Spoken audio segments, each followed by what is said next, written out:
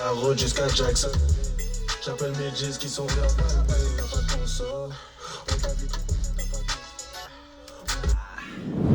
Dans cette vidéo, nous allons voir comment je vérifie mes mix. Pour commencer, j'ai quelques endroits où je vérifie comment mes mix sont. Il y a mon baffle Avatone, mes baffles Genelec, mon casque de studio, mon casque personnel, et puis les baffles dans ma voiture. 5 endroits différents.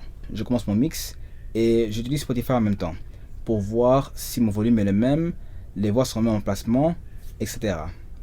Et j'utilise mon moniteur de sélection pour savoir si le son a le même niveau, parce que c'est pas évident d'avoir le même volume que eux et savoir comment le son est.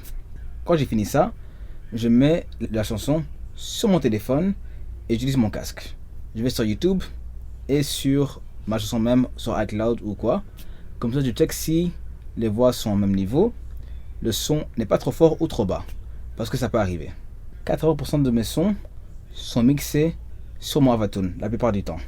Ce baffle là est le même qu'il y a dans votre voiture, mais pas beaucoup de gens le savent.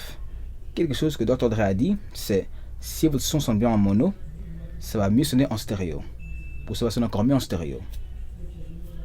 Astuce utile. Et un petit truc aussi que vous pouvez faire, c'est quand votre chanson, vous l'estimez plus ou moins terminée, allez dans la voiture, avec votre téléphone, jouez la chanson et comparez avec celle de YouTube ou Spotify pour voir si au maximum le volume est le même et les voix sont au même emplacement dans la chanson. Normalement, votre voix devrait être 3D, si possible. Ça dépend des plugins que vous avez. Si vous avez des équipements genre des équipements analogues, électroniques comme j'ai sur mon bureau ou pas. Et ça, c'est pas une chose évidente à faire. Ça prend des années. Et si vous avez quelqu'un qui vous apprend à le faire, ça peut arriver plus rapidement. Mais c'est très difficile. Il y a bien sûr plus de techniques dans les mix, mais dans cette chaîne, j'essaie de faire le mieux possible pour vous apprendre ça avec le moins de techniques possible. Donc, plus vos oreilles, des techniques faciles à apprendre.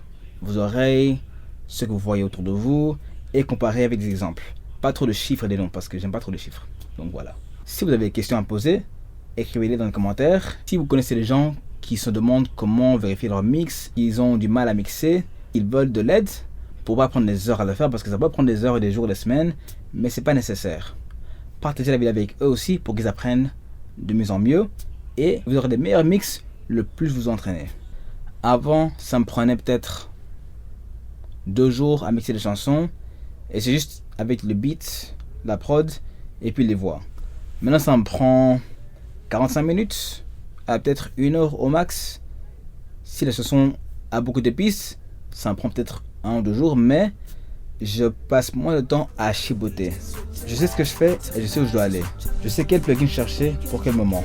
C'est plus des devinettes.